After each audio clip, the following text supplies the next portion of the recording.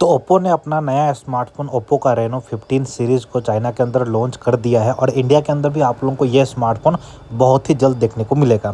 दरअसल जो ओप्पो का रेनो 15 आया है, ये इंडिया के अंदर रेनो 15 मिनी के नाम से लॉन्च किया जाएगा, क्योंकि यहाँ पर आप लोगों को मिलने वाला है 6.32 इंचेस का एक 1.5 के का बहुत ही बेहतरीन डिस्प्ले, जिसमें आप लोगों को बैक साइड में ट्रिपल कैमरा का सेटअप दिया जा रहा है। आप लोगों को 200 मेगापिक्सल का मेन कैमरा यहाँ पर ओप्पो देने वाला है। फ्रंट में आप लोगों को 50 मेगापिक्सल का सेल्फी कैमरा मिलेगा, टेलीफोटो लेंस भी है 50 मेगापिक्सल का और अल्ट्रा वाइड एंगल लेंस भी है 50 मेगापिक्सल का। 6200 मिली एम्पीयर की बैटरी है जो कि 80 वाट के चार्जर को सपोर्ट करता है। IP69 का सर्टिफिकेट है। ओवरऑल फ़ोन देखा जाए तो काफ़ी अच्छा है। मेरे ख्याल से चाइना में 30,000 में लॉन्च किया गया है, इंडिया में लगभग 40,000 के आसपास आएगा।